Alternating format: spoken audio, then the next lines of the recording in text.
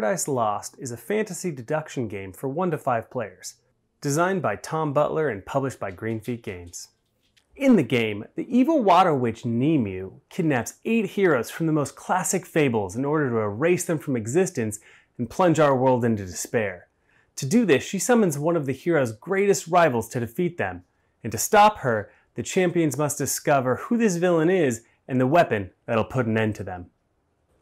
After players randomly select the villain and weapon summoned by Nemu, they choose one of 8 heroes, each with their own unique skills. Next, they're dealt a hand of oracle cards that'll help them determine the hidden villain and weapon, and a random realm hideout tile. The first player rolls the oracle die, which will determine the claim order at the end of the game. The players will then guide their heroes through a fantasy landscape, gaining resources such as coins, mana, and seeker cubes before they reach one of 4 oracles while trying not to increase the witch's rage, which will have negative effects for all players.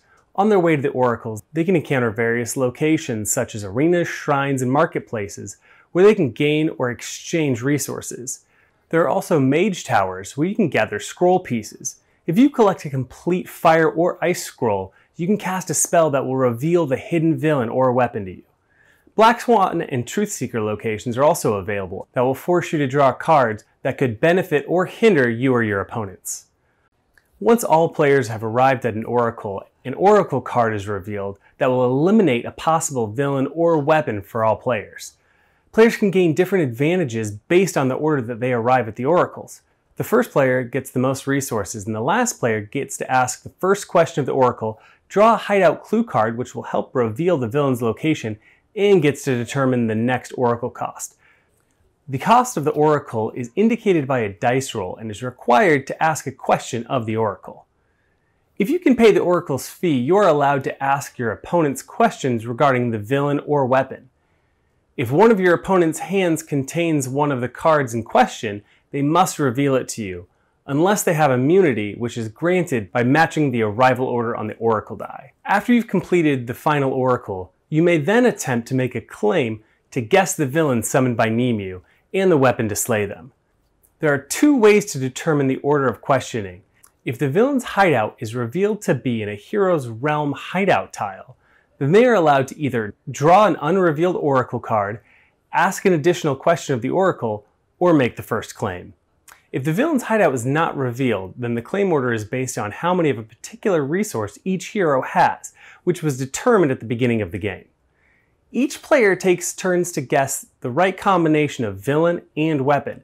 After a player makes their guess, they are allowed to look in the envelope. If they are correct, they win. If they're wrong, then it's the next player's turn. If it's a player's turn to make a claim and they've completed the ice scroll, they don't have to guess the weapon. If they completed the fire scroll, they don't have to guess the villain. And if they have both the ice and fire scroll completed, they automatically win the game. If no hero manages to make the correct claim, then the water witch seizes the souls of all heroes and seals their stories into her dark tome for all eternity, and the earth falls into darkness and despair. Whoa, sorry. I just went to a dark place there for a second.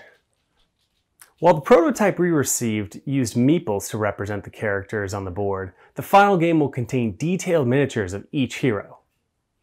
The game will include 1 game board, 8 hero tiles, 8 miniatures, 5 color rings, 5 oracle card holder trays, 2 black cubes, 18 oracle cards, 16 truth seeker cards, 15 hideout tiles, 32 scroll cards, 12 water witch rage cards, 16 black swan cards, 35 coins, 35 mana crystals, 25 seeker cubes, 1 water witch envelope, 1 oracle die, 1 pad of oracle deduction sheets with 5 pencils.